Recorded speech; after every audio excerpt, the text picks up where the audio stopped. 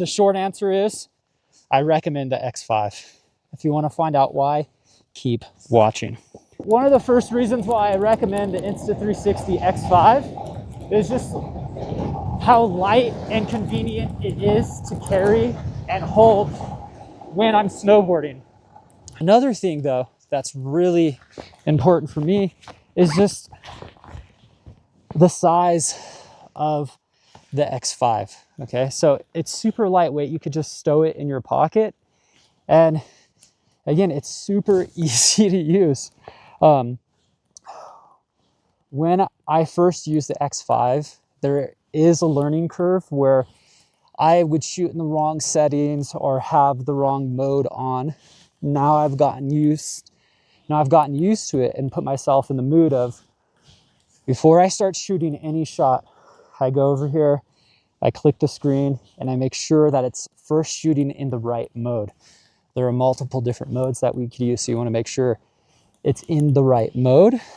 After I set the mode, I come over and I check the settings. For example, right now, before I started shooting, I checked and I was in pure video, which is great for low light settings and great for snowy days, which it was the other day. Today it's not snowy, we have a lot of light, so I just went into 360 mode, regular video, and 5.7K active HDR. So here's a little film tip. As you're filming, pay attention to where your shadow is being cast from holding your X5. I'm a big fan of creating images or shots where we can't see the shadow. I don't like the shadow. When you're filming, you need to know where your light source is. I know that the sun's above me, so now I know that I'm not going to get the camera lens in the shot, but I'm going to get this shadowy image of me, right? My face is in the shadow, but I'm not going to get the camera.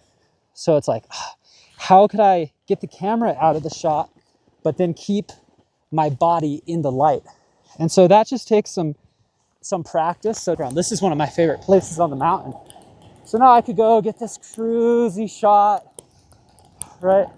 I could hold this up higher and it could get more of that bird's eye view. I could hit it lower, you could get more of the lower body, right? Or I could just stop here. Maybe I want to do something where I'm going to get like a picture. And so here I could just do one of these things or point, and these could all be great pictures. If you put this camera behind you, now you're swinging it around. And even though we have the AI tracking, it might not make for the coolest shots, right? So you got to be mindful when you're holding the camera behind you.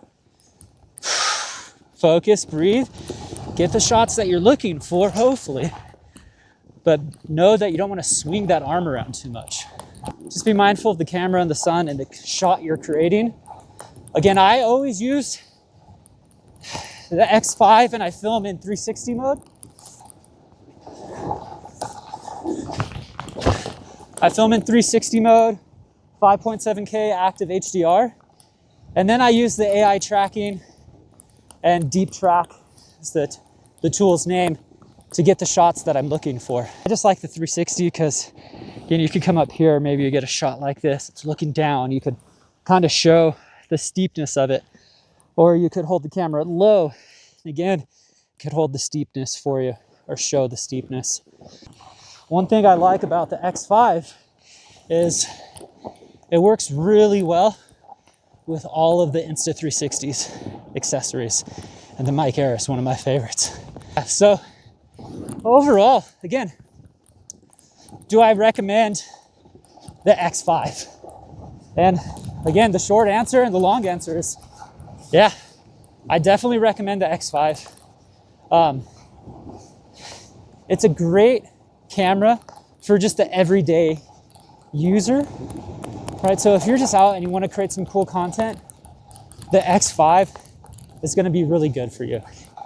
Learning curve, again, there is a learning curve, but it's, again, super easy to use. And I think with the add-ons and the features, the accessories that you could add, it just makes everything that much easier. My last recommendation, here are my favorite accessory. One of them is just the lens cap. It's so easy just to throw that on. I think it costs less than $10. It's like $7 or $8. Put it in your pocket and you're ready to go. So again, that's an amazing accessory. This is the Mic Air. Okay, so it's super small. I just put it on underneath or like close to my mouth. It's usually pretty windy, so having the wind guard on there is really helpful. And two, it's nice to know you're not trying to scream at the camera to get good audio, that the audio is going to be clean and clear.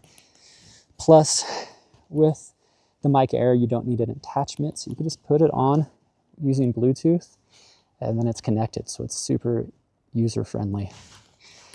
And then again, the selfie stick is just right about the right length, where it's easy to get the shot. You're not too close, you're not too far. The only thing with the selfie stick is you got to make sure you're holding the selfie stick relatively stable, even with the stabilization and the tracking. Like if you keep the selfie stick stable in your backhand or front hand, it's just going to make for cleaner shots. So friends, feel free to reach out if you have any questions. Also use the link in my bio and this discount code for a special gift or some savings.